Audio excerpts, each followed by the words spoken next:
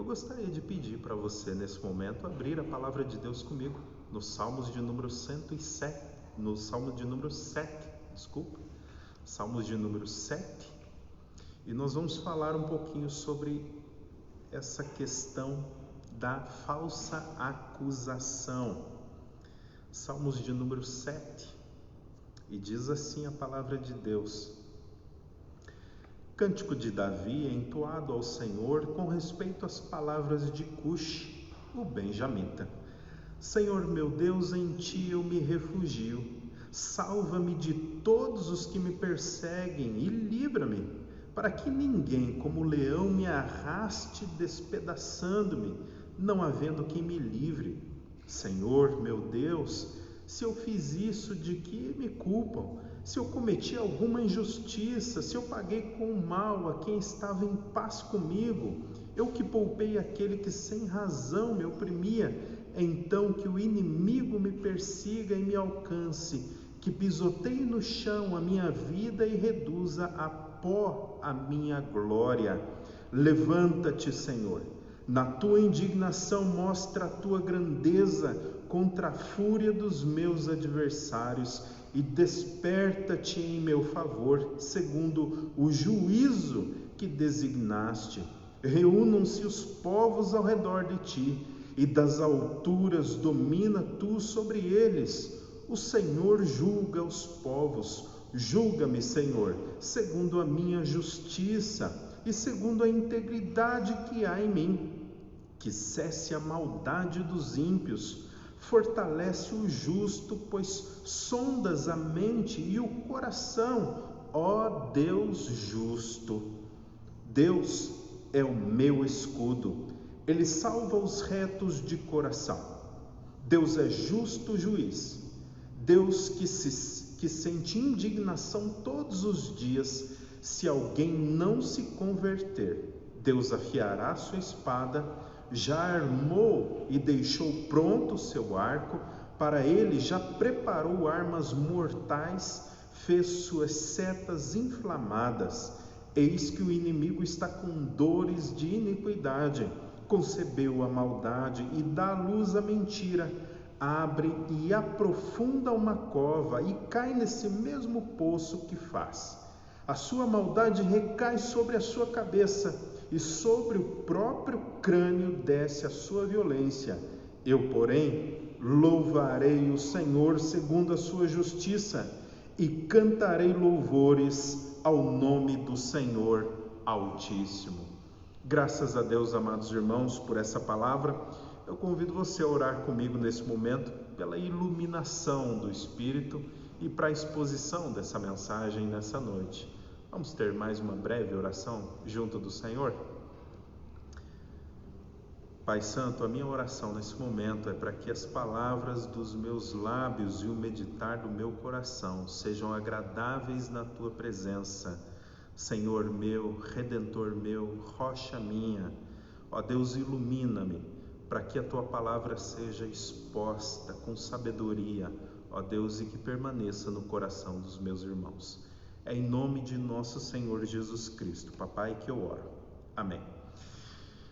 Meus amados irmãos, o subtítulo desse salmo indica que Davi compôs este salmo por conta de uma falsa acusação que ele estava recebendo. O subtítulo desse salmo foi também redigido pelo próprio salmista Davi.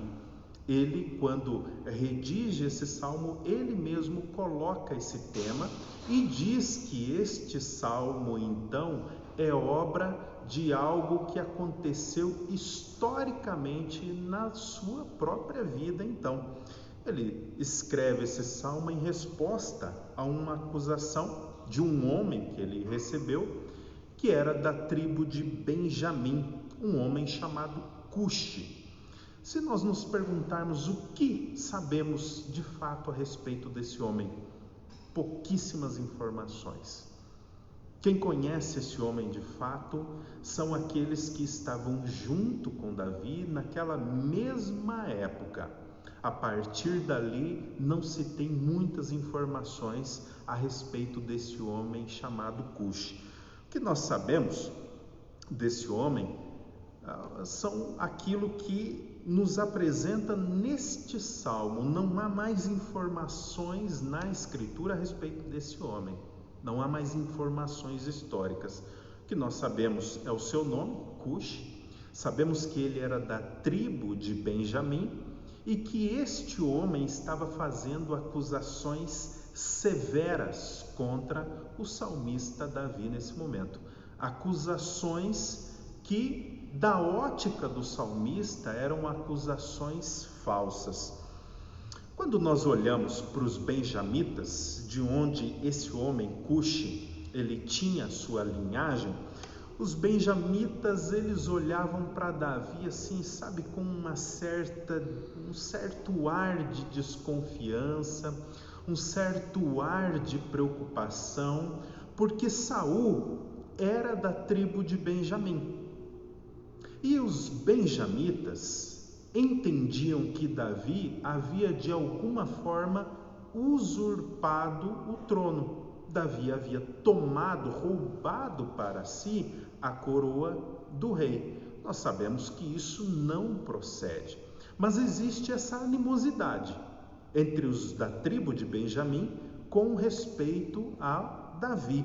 Eles estão sempre de olho, com um olho desconfiado em Davi, sempre procurando uma oportunidade até para reaver o trono no qual Saul havia sentado como primeiro rei de Israel. Você se lembra da história?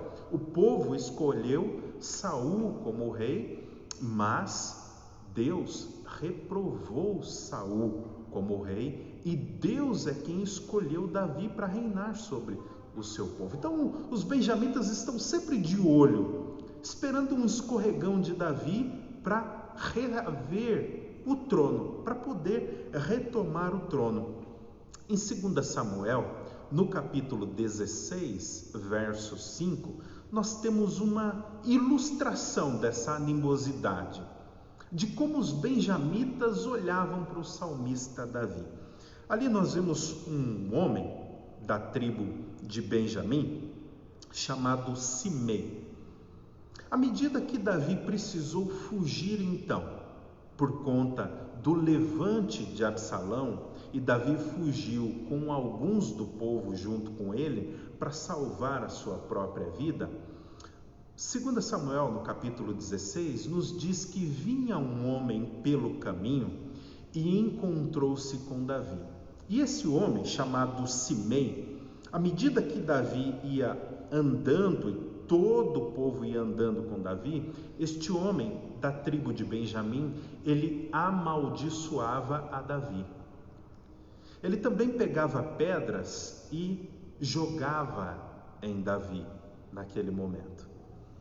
Perceba a animosidade que há entre os benjamitas e Davi. Lá pelas tantas, este homem chega a chamar Davi de homem de Belial e homem de sangue, homem filho de Satanás e homem de sangue. Isso nos dá uma amostra do que era a animosidade entre os benjamitas e o próprio Davi. Então eles sempre estavam esperando alguma oportunidade então para reaver o trono. Eles não queriam Davi, muitos deles não queriam Davi reinando sobre ele, então eles sempre esperavam uma ocasião para levantar alguma acusação contra o salmista Davi então. Pois bem, seja como for, o salmista Davi compôs um salmo como resposta a esse tipo de acusação que geralmente vinha da tribo de Benjamim. Se você se lembrar, no Novo Testamento, o apóstolo Paulo, ele era da tribo de Benjamim, ele era dessa tribo. No final, é a única tribo que vai se manter ainda fiel à linhagem de Davi, mas nesse momento, fortíssimas acusações destemperadas são dirigidas a Davi, E em resposta a estas acusações, então, Davi compõe este salmo. A acusação em si, ela é uma acusação de traição. Davi é acusado de trair um amigo seu, alguém perto de si, e Davi compõe então esse salmo como uma espécie de defesa, Nesse caso pode ser também uma referência, ao próprio Saul, que Davi teria traído Saul. Pode haver essa possibilidade. Então Davi está sendo acusado aí de ter traído alguém muito próximo a ele. Muitos pensam que é o próprio Saul, então, Quando isso acontece, se for o próprio Saul, Saul é colocado em uma posição de santidade e Davi é colocado em uma posição não muito confortável, uma posição como se fosse uma espécie até de um demônio, alguém extremamente mau, um homem realmente maldoso, um homem temerário, Quando nós olhamos para a Sagrada Escritura, nós sabemos que a história não é bem assim. Saul, na verdade, ele comete muitos erros. E entre Saul e Davi, nós vemos que Davi é um homem temente a Deus, enquanto Saul não é. Então, Davi está sendo acusado nesse momento, pelo que tudo indica no Salmo 7, por algo que ele não fez. E a sua glória agora, ela foi tirada a partir de palavras, a partir de mentiras, a partir da construção de um ambiente extremamente mau, e Davi foi colocado no meio desse ambiente como protagonista principal, então. Veja você como são as coisas. Davi, nesse momento, ele está sendo corrigido por Deus. Preste atenção como é interessante isso. Nesse momento do Salmo 7, Davi está sendo corrigido por Deus. E os erros que Davi cometeu, seus pecados, é adultério e assassinato. Adultério com Batseba e assassinato de Urias. É esse o pecado específico que trouxe a correção aqui sobre Davi, O problema é que Davi agora está sendo acusado de mais coisas que ele não cometeu. Nesse caso, ele está sendo acusado injustamente. Existem 2 crimes que pesam contra ele: adultério e assassinato. Estes são os crimes pelos quais ele está sendo disciplinado. Fora estes crimes, não existe outro crime pelo qual a disciplina de Deus esteja alcançando Davi. Pelo menos não nestes salmos que nós estamos meditando agora. Existem outras falhas que Davi cometeu, mas nesse caso específico, não. Estas são as únicas faltas que Davi cometeu. E ele agora está sendo acusado de outras coisas que ele não fez. Pense como seria isso. Por mais criminoso que alguém seja, ele não pode ser acusado de um crime que não cometeu. Isso é um princípio de justiça. Por mais criminoso que alguém seja, você não pode atribuir a ele uma culpa que não lhe cabe. É o que está acontecendo com Davi agora. De fato, ele cometeu faltas, ele cometeu erros. Mas é necessário separar aquilo que Davi de fato fez e aquilo que ele não fez. Nesse caso, ele está dizendo neste salmo: aquilo do que me acusam, eu sou inocente, eu não fiz isso. E ele pede, ele consegue olhar na direção de Deus e dizer: Senhor, julga a causa, eu não fiz isso, eu não fiz do que estão me acusando. Então, talvez você já tenha passado por uma situação como essa. Talvez você já tenha vivido isso. Talvez você já tenha cometido erros na sua vida, faltas na sua vida, E então, em determinado momento, as pessoas próximas de você, ou parentes, amigos, pessoas que conhecem você, então acusaram você injustamente. Você cometeu algumas faltas, mas daquilo que estão acusando você, você não cometeu. Talvez você já tenha passado por isso. Talvez você já tenha cometido alguns graves erros, mas não aquele crime específico do qual estão te atribuindo, do qual estão te acusando. E hoje, com a internet, os meios de comunicação, a velocidade da informação e das mídias sociais, isso é muito comum.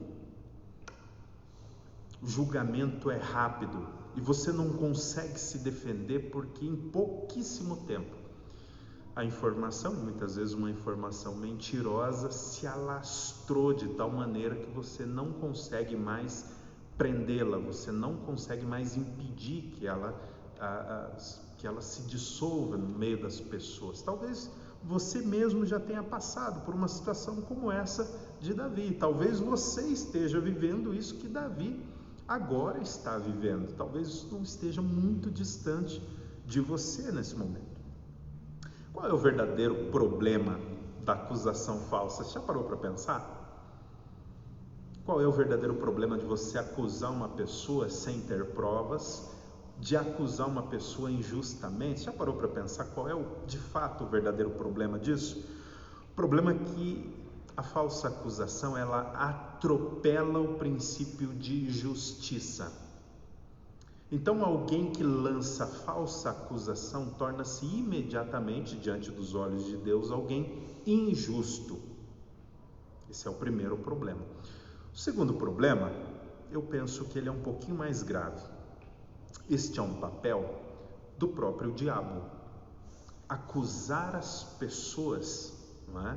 Muitas vezes sem provas e de uma forma enganosa, de uma forma bastante injusta, além daquilo que é necessário, é um papel do próprio diabo. É isso que significa diabo: acusador, não é? Opositor, aquele que oferece oposição, aquele que acusa.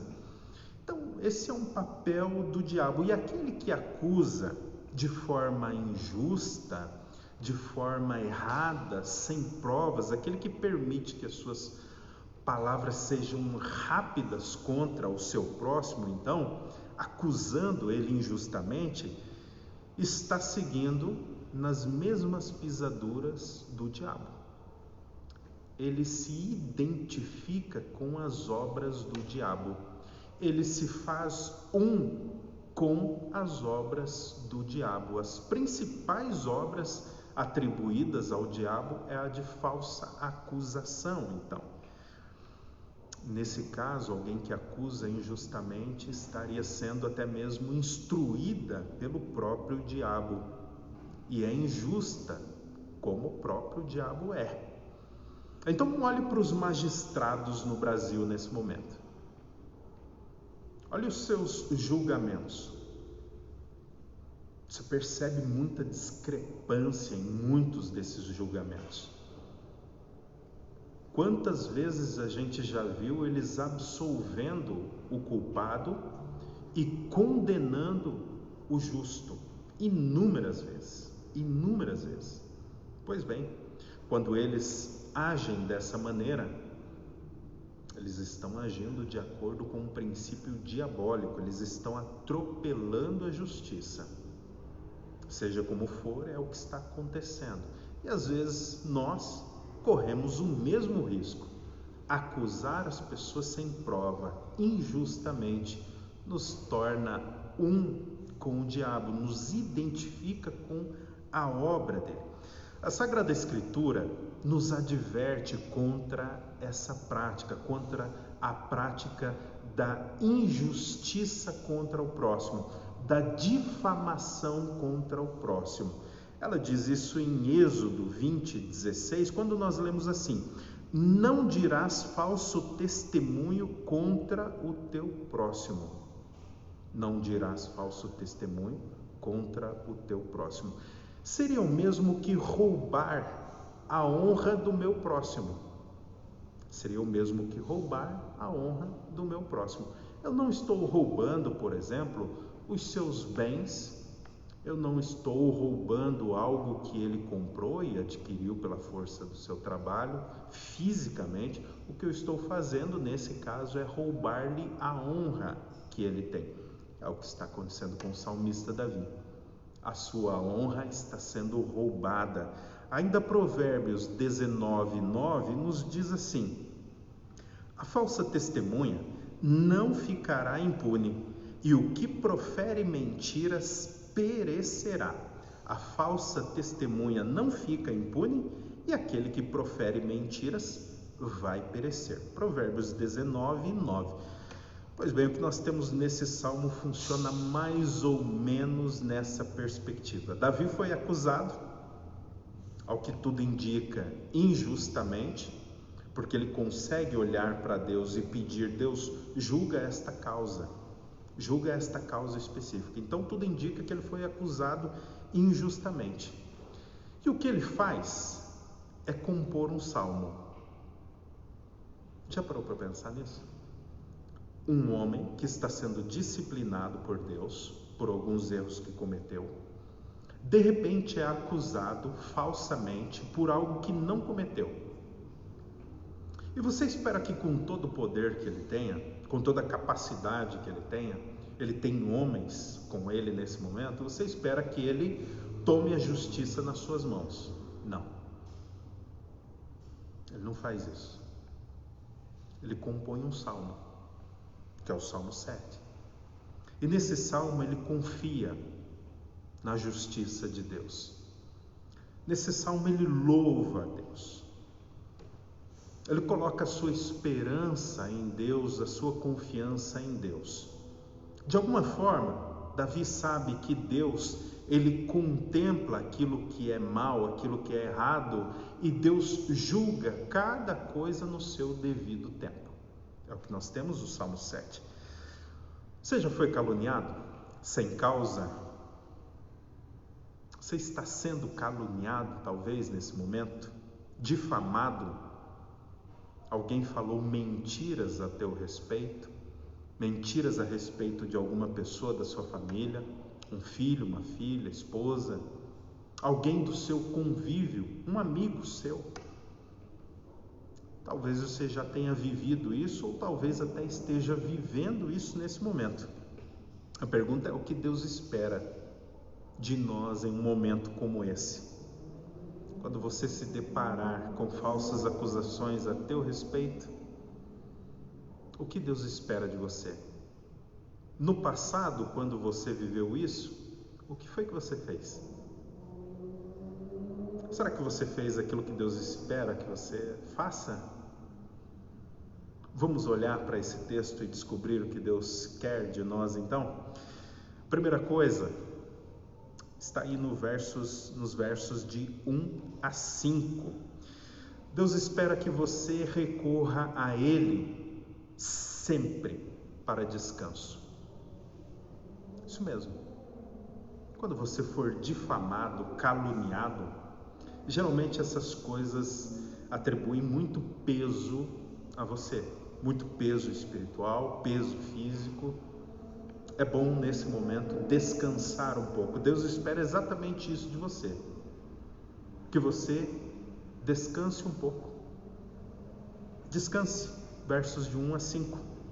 Senhor meu Deus, em Ti confio, salva-me de todos os que me perseguem e livra-me, para que Ele não arrebate a minha alma, como se fosse um leão despedaçando-a, sem que haja quem a livre. Senhor meu Deus, se eu fiz isto, se existe perversidade nas minhas mãos, se eu paguei com mal aquele que tinha paz comigo, antes livrei ao que me oprimia sem causa, persiga o inimigo a minha alma e alcance-a, calque aos pés a minha vida sobre a terra e reduza a pó a minha glória.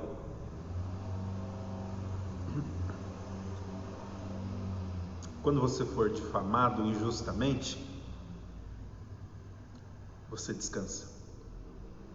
Nesses primeiros versos, Davi descreve a si mesmo como um homem que está sendo perseguido e de forma injusta.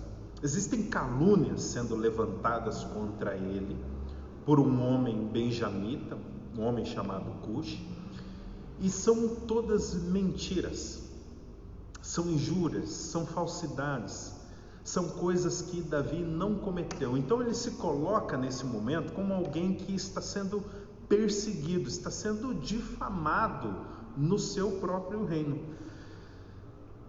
Deus apresenta-se nesse salmo como socorro para o salmista, como um abrigo para o salmista, como um descanso para ele. Enquanto a honra do salmista está em jogo, Deus aparece aqui como um descanso, como um refúgio. Davi está preocupado com a sua própria honra e nós vemos isso nos versos de 1 a 5. Tanto ele está preocupado com a sua própria honra que ele recorre a Deus, para que Deus proteja a sua honra, para que Deus julgue o caso. Ele busca a Deus por justiça, para que justiça seja feita e para que Deus defenda a sua honra. Não é Davi quem defende a sua honra, é Deus quem defende a honra de Davi. Da mesma forma acontece com qualquer um de nós, que somos filhos de Deus, eleitos de Deus, santos de Deus. Nós não somos chamados para defender a nossa própria honra. Nós somos chamados a aguardar que Deus defenda a nossa honra. Somos chamados a aguardar que Deus lute por nós as nossas batalhas. É o que Davi está fazendo. Davi está preocupado com a sua honra. Só que ele espera em Deus para a defesa da sua honra. Ele diz no verso 10: o meu escudo é Deus, a minha proteção é Deus, que salva os retos de coração. Perceba como o salmista se coloca em Deus para a solução desse caso, da difamação, da calúnia, das palavras agressivas contra ele. Ele não tenta parar as palavras, ele não vai às pessoas e começa uma confusão, entendeu como é que é? Ele recorre a Deus. Aquelas palavras, elas são como água, elas vão correr o reino de Israel rapidamente. Não há como parar. Davi não sai correndo atrás das pessoas, ele sai correndo atrás de Deus, espera que Deus defenda a sua honra. Deus de alguma forma vai fazer isso, vai levantar pessoas para resolver essa questão. Deus vai fazer alguma coisa, mas essa é a posição do salmista, uma posição de descanso, uma posição onde ele recorre a Deus e espera em Deus. Agora existe aqui o risco de buscar a presença e a proteção de Deus somente quando nós passamos por situações de acusação falsa. Isso é verdade. Existem pessoas que só buscam a Deus quando as coisas estão muito complicadas. Existem outras que nem assim buscam a Deus. Mas existem aqueles que estão no outro extremo, que só buscam a Deus quando as coisas estão realmente muito complicadas. Com o salmista não é assim. Ele afirma que Deus é o seu refúgio. O que isso quer dizer?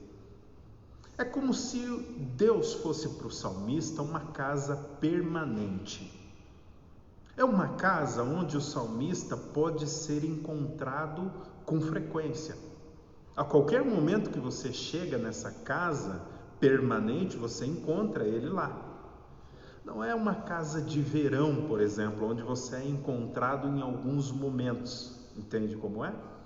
Quando o salmista diz Deus é o meu refúgio, é como se ele fizesse de Deus uma casa permanente. Então Deus é como se fosse uma casa onde você consegue encontrar o salmista. A qualquer hora que você for lá, você encontra o salmista.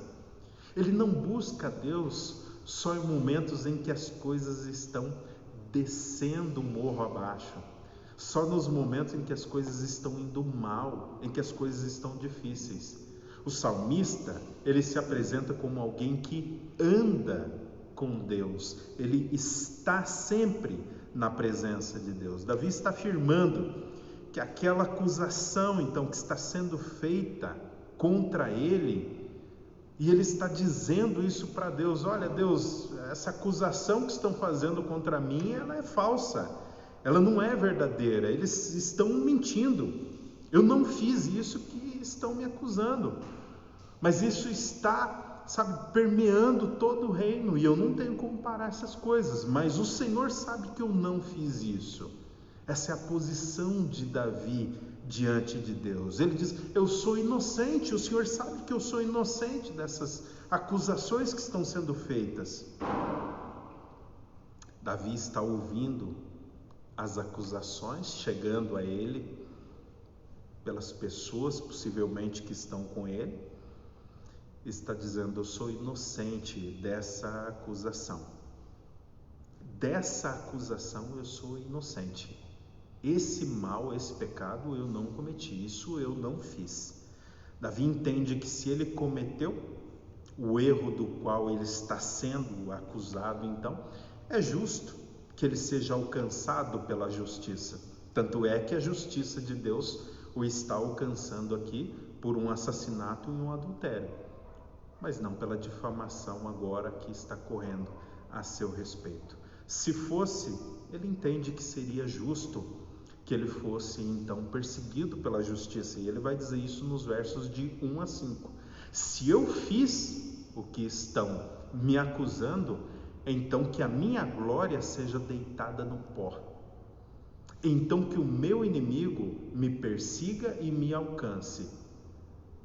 Veja a certeza que Davi tem de que ele não cometeu essa acusação. Veja a defesa que ele faz de si mesmo diante de Deus, e na composição desse belíssimo salmo, ele tem certeza de que ele não cometeu essa falta. Ele vai dizer: por isso, se eu cometi, persiga o inimigo a minha alma, alcance a minha alma, calque aos pés a minha vida, pise-me com os pés e reduza a minha glória a pó, a nada. Está no verso 5.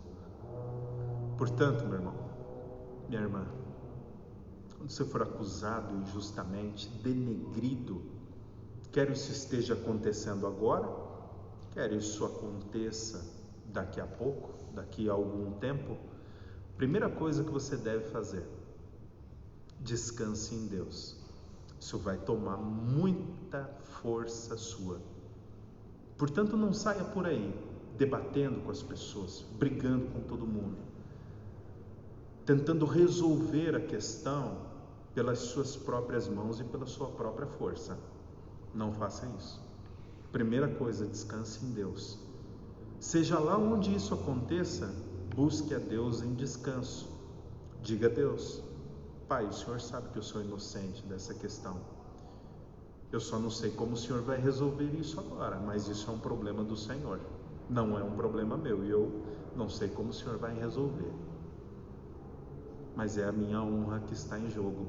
E em última análise, quando a minha honra está em jogo, a tua honra também é afetada, Senhor. Então que o Senhor busque a solução segundo a tua boa vontade. Está sendo difamado? Primeira coisa, descanse. Segunda coisa, amado irmão, quando você for difamado injustamente, você recorre. Isso mesmo, versos de 6 até 8. Sendo difamado, você recorre. Busca a Deus. Diz assim o nosso texto: levanta-te, Senhor, na tua ira exalta-te por causa do furor dos meus opressores, e desperta por mim para o juízo que ordenaste. Assim te rodeará o ajuntamento de povos, por causa deles, pois, volta-te para as alturas. O Senhor julga os povos. Julga-me, Senhor, conforme a minha justiça e conforme a integridade que há em mim. Sendo perseguido, agora você recorre a Deus. Você busca a justiça e o juízo que vem de Deus. Davi está clamando para que Deus olhe para ele, para a situação dele, e olhe para os seus inimigos e para as acusações que estão sendo feitas. Davi se coloca os seus inimigos e as acusações ao lado dele e diz assim: Senhor, contempla-me e julga o meu caso, tu que está sentado no trono, veja quem é justo nessa questão e julga o nosso caso. Primeiro, porque Davi entende que Deus julga caso a caso. É por isso que Davi consegue recorrer a Deus, porque o nosso Deus, o meu Deus e o seu Deus, ele não está parado, ele não está inerte diante da injustiça. O nosso Deus, ele julga caso a caso no tempo certo. É por isso que Davi diz no verso 11: Deus é juiz justo, um Deus que se ira todos os dias. Por que Davi diz isso? Porque ele entende que Deus está olhando as obras dos homens e que Deus julga caso a caso. Deus não está inerte diante da injustiça que é cometida. Algumas pessoas não conseguem se acomodar em Deus quando são difamadas, porque elas não acreditam que Deus agirá de fato. Para elas, Deus vai demorar para agir. Muitos não esperam confiantes na justiça do Senhor, por não crer que Deus agirá de fato. É por isso que elas não esperam, porque elas não creem que Deus vai agir. Alguém que crê que Deus vai agir, senta, se acalma e espera. Mas alguém que não crê, sai agindo, sai fazendo, sai executando a justiça pelas suas próprias mãos. Às vezes muitas pessoas também não aguardam na justiça de Deus por não ter a compreensão de que Deus está operante. Elas não sabem que Deus está irado quando a injustiça avança. Existe um outro grupo de pessoas também que guarda no seu coração, no seu íntimo, aquela máxima que você também conhece: a justiça de Deus tarda, mas não falha. Muitas pessoas que carregam consigo isso: a justiça de Deus, ela tarda. É por isso que muitos não esperam a justiça de Deus, porque eles pensam que ela é demorada demais. A justiça de Deus, ela não tarda, ela chega no momento certo e na medida correta, na medida certa. Ela é aplicada no momento certo, na hora certa, no tempo de Deus para cada coisa. Davi está tão certo de que a justiça divina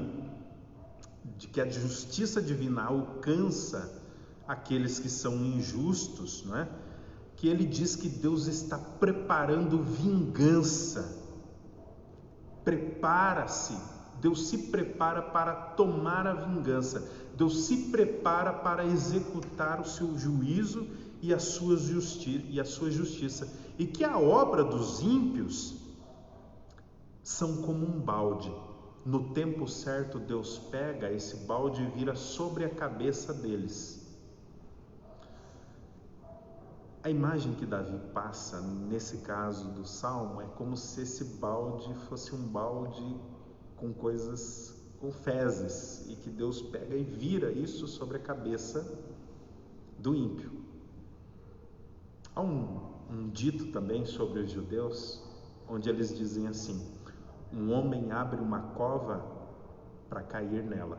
Isso significa dizer que todo mal que é perpetrado, ele de alguma maneira retorna através do exercício da justiça de Deus. Olha só o que o salmista diz nos versos 11 a 16. Deus é juiz justo, um Deus que se ira todos os dias. Se o homem não se converter, Deus afiará sua espada, já tem armado o seu arco e está aparelhado. E já para ele preparou armas mortais e porá em ação as suas setas inflamadas contra os perseguidores.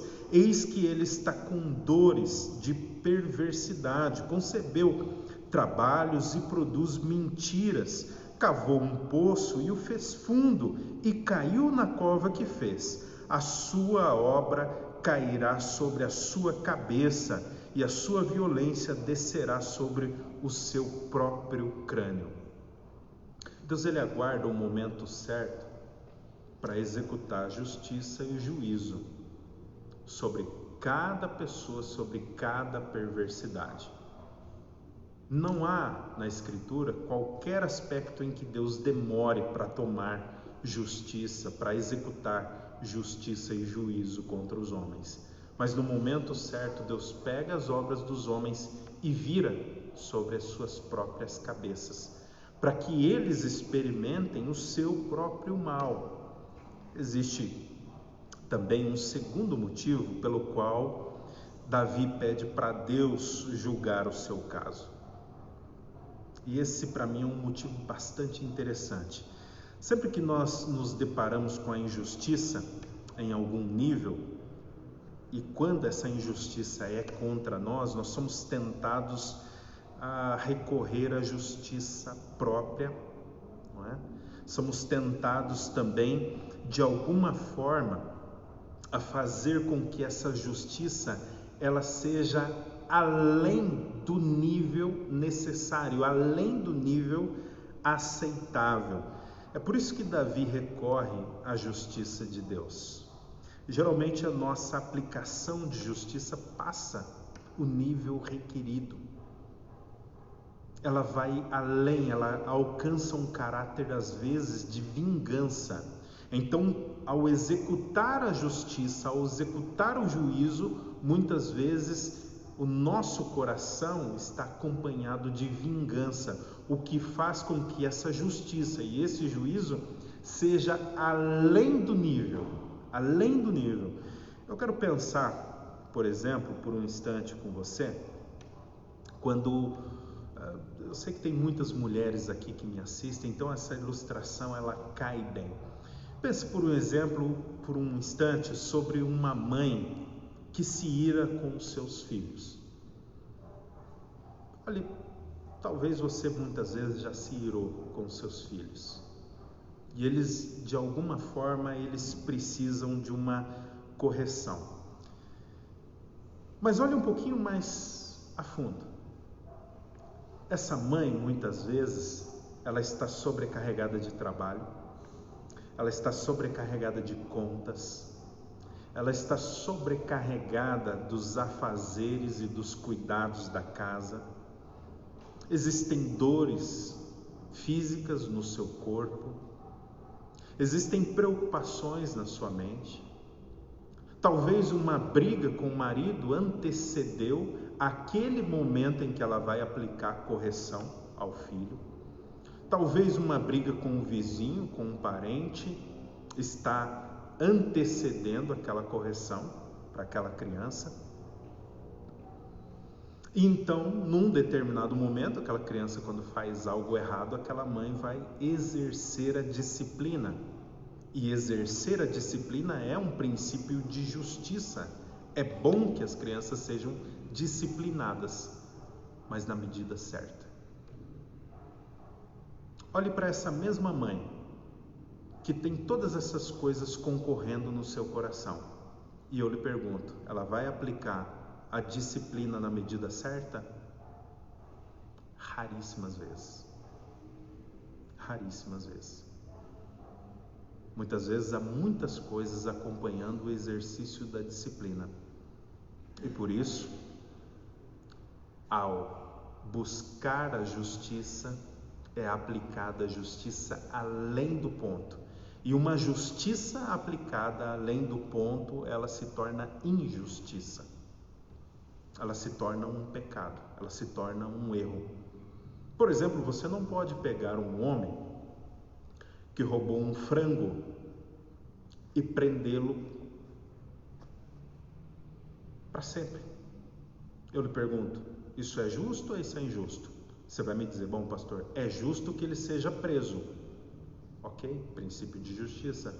Mas é injusto que ele seja preso para sempre. Percebe? Que no exercício da justiça nós podemos extrapolar o limite E quando nós extrapolamos o limite da aplicação da justiça, nós pecamos. E aí somos visitados por Deus. E aí somos visitados pela justiça de Deus nesse momento. É por isso que Davi deixa a causa nas mãos de Deus, porque ela é algo que ele não vai conseguir julgar na medida correta, é contra ele, ele não vai conseguir julgar na medida correta. Pastor, então quer dizer que se um filho meu fizer alguma coisa de errada, eu corro o risco de corrigi-lo além da conta? Corre. Um marido, um filho, um parente seu, você corre o risco. O que é que eu devo fazer então? Peça ajuda para outra pessoa. Vai corrigir um filho? Está irada? Tem muitas coisas concorrendo no seu coração? Peça para o teu marido corrigir a criança. Isso mesmo. Marido, tem muitas coisas concorrendo no seu coração? Vai corrigir os filhos? Vai incorrer em injustiça. Vai ser alcançado depois por Deus. Peça para a esposa executar. Peça para a esposa executar a disciplina. Ela vai fazer isso naquele momento sem ter tantas coisas concorrendo no coração. Pense sobre isso. É o que está acontecendo com Davi. É por isso que ele não executa a justiça e o juízo. E eu quero mostrar isso para você de uma forma bastante prática ainda mais. Eu quero que isso fique bastante claro na sua mente para que você não incorra nesse tipo de erro. Eu vou ler um texto para você e quero que você preste muita atenção. E chegando o rei Davi a Baurim, eis que dali saiu um homem da linhagem da casa de Saul, cujo nome era Simei, filho de Gera. E saindo, ia amaldiçoando Davi e atirava pedras contra Davi. E contra todos os servos de Davi ele também atirava pedras. Ainda que todo o povo e todos os valentes iam à sua direita e à sua esquerda. E amaldiçoando Simei, assim dizia contra Davi: Sai, homem de sangue, homem de Belial. O Senhor te deu agora a paga de todo o sangue da casa de Saul, em cujo lugar tens reinado. Já deu o Senhor o reino na mão de Absalão, teu filho, e eis-te agora na tua desgraça, porque és um homem de sangue. Então disse Abisai, filho de Zeruia, ao rei: porque amaldiçoas este cão morto ao rei, meu senhor? Deixa-me passar e eu lhe tirarei a cabeça. 2 Samuel, capítulo 16, versos 5 a 9. Pois bem, aqui estamos eu e você, na pessoa de Simei e na pessoa de Abisai. Um, em nome da justiça própria, atira pedras e amaldiçoa aquele que é um filho de Deus. E outro, em nome da justiça própria, quer tirar a espada e cortar algumas cabeças. Existe aqui uma aplicação da justiça que está aquém da medida, está fora do nível. Por isso que Davi não concorda com esse tipo. Talvez você não seja um homem, uma mulher que arranca a espada e quer tirar algumas cabeças. Talvez você seja só como o apóstolo Pedro, que arranca a espada e quer arrancar algumas orelhas, como fez Pedro com Malco. No exercício da justiça própria, nós incorremos em excesso, nós incorremos em erro, incorremos em pecado. Essas são atitudes de pessoas que tomam a justiça nas suas próprias mãos. São elas o juiz e o executor da justiça de todas as coisas. Elas são a medida da justiça sobre os outros. Esse é o problema. Pensa que você foi acusado falsamente e que está então sob muita pressão em várias áreas da sua vida. Quando você for aplicar a justiça, você certamente vai passar a medida, e no exercício da justiça você vai pecar. Você vai pecar contra Deus. Ao executar a justiça, que é um princípio divino, você incorre em errar, em extrapolar a medida. Esse é o caso de Davi aqui no Salmo 7. Ele está pressionado de todos os lados. E se ele decide tomar a justiça nas suas mãos, ele vai extrapolar o nível. É por isso que ele não toma a justiça nas suas próprias mãos, é por isso que ele espera em Deus, não é? Ele não vai executar a justiça, ele espera a vontade de Deus. Porque se ele executa a justiça, sabe o que acontece? Ele acumula mais pecados sobre a sua cabeça. E quantos de nós temos acumulado ainda mais pecados sobre a nossa cabeça quando tomamos nas nossas mãos o exercício da justiça? Você já parou para pensar nisso? Já parou para pensar em esperar um pouco em Deus, em descansar em Deus, em colocar a causa diante do Senhor e esperar um pouco, ficar um pouco quieto, um pouco calado e aguardar que Deus execute a justiça e o juízo no tempo certo?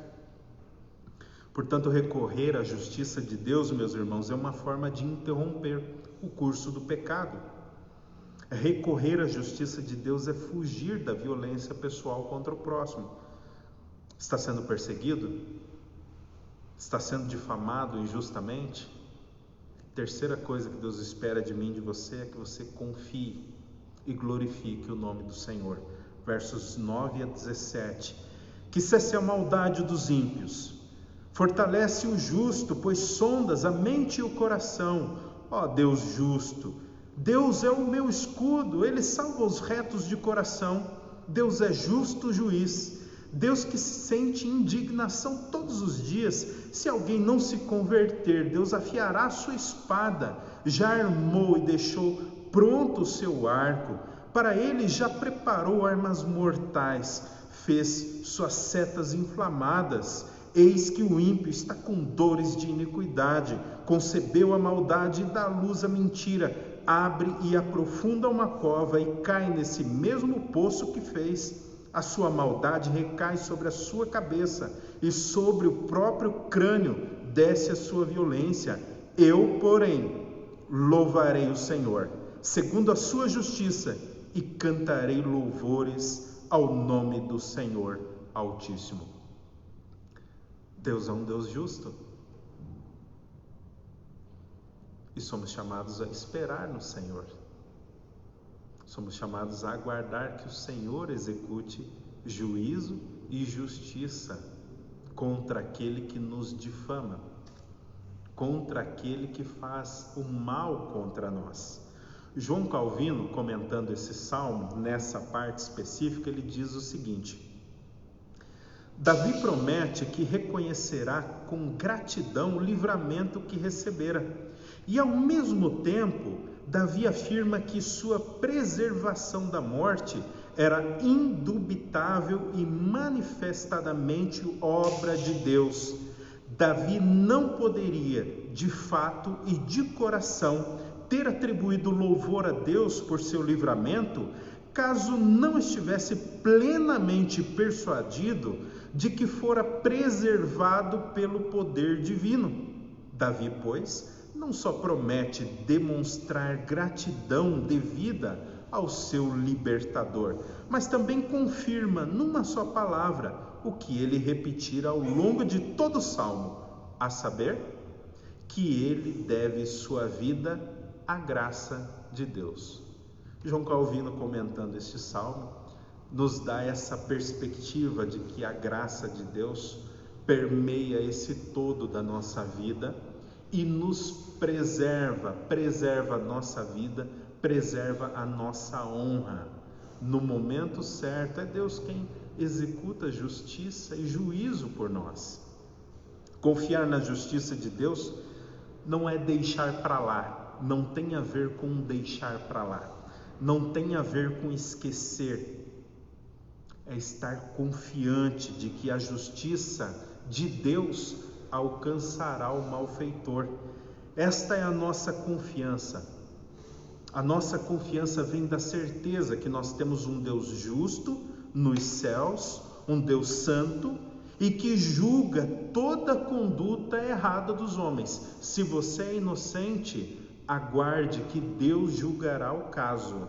e julgará o caso no tempo certo e na medida certa. Eis aí Davi, descansando em Deus, a tal ponto que consegue compor um salmo, a tal ponto que consegue cantar louvores ao nome de Deus. Consegue confiar, porque ele sabe que o seu Deus é um Deus santo, é um Deus justo e é um Deus operante que executa justiça e juízo. Por isso a nossa causa não será esquecida diante de Deus. Somos chamados a esperar nele. Meus amados irmãos, eu concluo então essa exposição com algumas falas. A primeira fala é a respeito de Cristo no Salmo 7 e como Cristo permeia o Salmo 7. Existe uma falsa acusação que percorre todo o Salmo 7.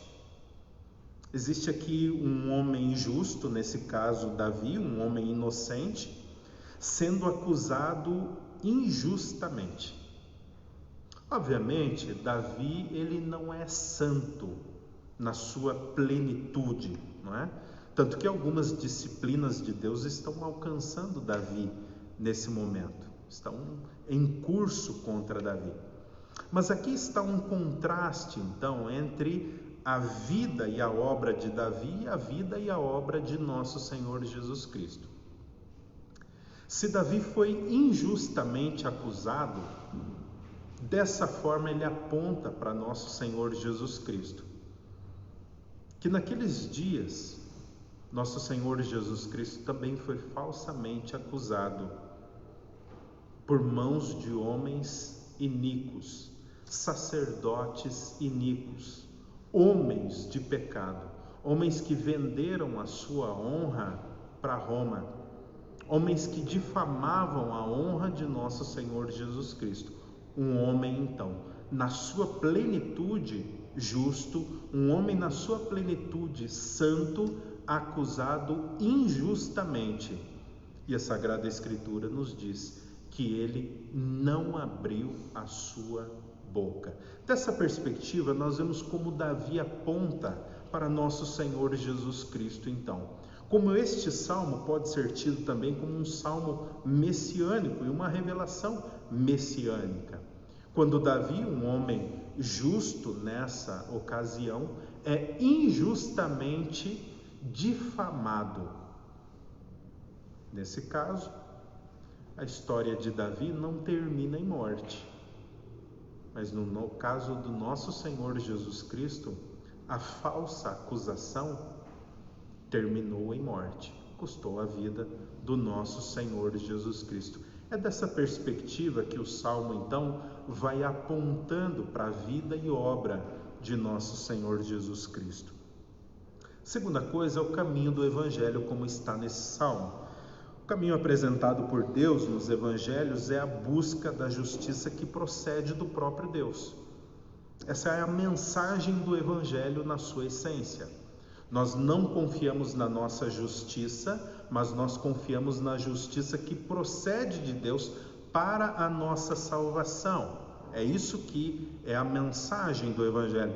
Nesse caso aqui está Davi, então, recorrendo à justiça de Deus contra os seus inimigos. No caso do Evangelho, nós buscamos a justiça de Deus contra um inimigo íntimo, nós mesmos. É isso que nós fazemos no Evangelho. Buscamos a justiça de Deus contra um inimigo íntimo. Eu e você, nós somos nosso inimigo. Há um inimigo dentro de cada um de nós, esperando o momento certo. Por isso que nós recorremos à justiça e ao juízo que vem de Deus, esperando nele, com confiança. Além disso, no Evangelho, nós somos chamados a suportar também algum grau de afronta, algum nível de afronta por amor a Jesus. Quando nós somos difamados, nós não difamamos. Quando nós somos insultados, nós não insultamos. É isso que nós fazemos. Veja o que Jesus diz em Mateus 5, 38 ou 48, ele diz assim: vocês ouviram o que foi dito? olho por olho, dente por dente. Eu, porém, lhes digo, não resistam ao perverso. Se alguém lhe der um tapa na face direita, ofereça-lhe também a face esquerda. Se alguém quer processar você, tire-lhe a túnica, deixe que leve também a capa.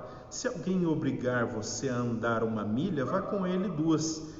Dê a quem lhe pede e não volte as costas ao que lhe pedir emprestado. Vocês ouviram o que foi dito? Ame o seu próximo e odeie o seu inimigo. Eu, porém, lhes digo, amem os seus inimigos e orem pelos que lhes perseguem, para demonstrarem que são filhos do Pai de vocês, que está nos céus, porque ele faz o seu sol nascer sobre os maus e os bons, e vir chuva sobre justo e injusto. Porque se vocês amam aqueles que os amam, que recompensa vocês terão? Os publicanos também não fazem a mesma coisa? E se saudarem somente os seus irmãos, o que é que vocês estão fazendo demais? Os gentios também não fazem a mesma coisa? Portanto, sejam perfeitos, como é perfeito o Pai de vocês que está nos céus. Mateus capítulo 5, versos 38 a 48. Então, desse último aspecto, a mensagem do Evangelho imbuída no Salmo de número 7 nos chama a aceitar alguma afronta, a experimentar algum nível de afronta contra nós, calados, aguardando na justiça de Deus e orando por aqueles que, de alguma forma, são injustos conosco. Será que a falsa acusação está na sua língua? Será que você anda difamando as pessoas, familiares, amigos? Será que você anda difamando pessoas da sua igreja, pessoas que têm algum convívio com você? Esse é um chamado ao arrependimento, então, para você. Será que você tem sido acusado injustamente? Difamado? Será que você tem tido a tua honra jogada na lama? Então, o que Deus diz a mim e a você nesse momento é: recorra a Ele para desfrutar algum descanso. Recorra a Ele para exercício da justiça. Recorra a Ele para executar a justiça. Que Deus possa abençoar você, amado irmão e irmã, a partir dessas palavras. Eu convido você a, nesse momento, orar comigo, confiando na justiça de Deus, sabendo que o nosso Deus é santo e certamente, no tempo certo, executará justiça e juízo contra todo o mal, inclusive aquele que alcança a mim e a você. Vamos orar? Vamos falar com Deus? Pai, em nome de Jesus, nós atendemos a Tua Palavra, nós dizemos sim, ó Deus, à Tua Palavra. Nos ajuda a recorrer ao Senhor em descanso, ó Deus, sempre que fomos injustiçados. Sempre, ó Deus, que língua enganosa falar a nosso respeito e denegrir a nossa honra e a nossa imagem, que em última análise vai denegrir a Tua honra e a Tua imagem, ó Pai. Nos ajuda a buscar descanso no Senhor. Ó Deus, também nos ajuda a recorrer ao Senhor para a justiça e juízo. Ó Deus, não nos deixa, Pai, executarmos pelas nossas próprias mãos a justiça, ó Pai, porque certamente nós vamos extrapolar a medida, Pai, e seremos então pecadores ainda mais diante da Tua face, ó Deus. Nos ajuda, Pai, a confiar que o Senhor é santo, é justo e que no momento certo vai executar o juízo necessário, Pai. É em nome de Jesus, Papai, que nós oramos. Eu oro, ó Pai, pelos meus irmãos que nesse momento estão assistindo, que estão cultuando ao Senhor também, das suas casas, com as suas famílias. Oro para que o Senhor lhes abençoe ricamente. Oro para que, ó Deus, a Tua Palavra possa servir de restauração e de conforto também aos meus irmãos, no nome de Cristo Jesus. Amém. Meus amados irmãos, que Deus abençoe muito você, abençoe a sua família, que você possa ser confortado também e confrontado também pela Palavra do Senhor e esperar dele um momento certo para todas as coisas.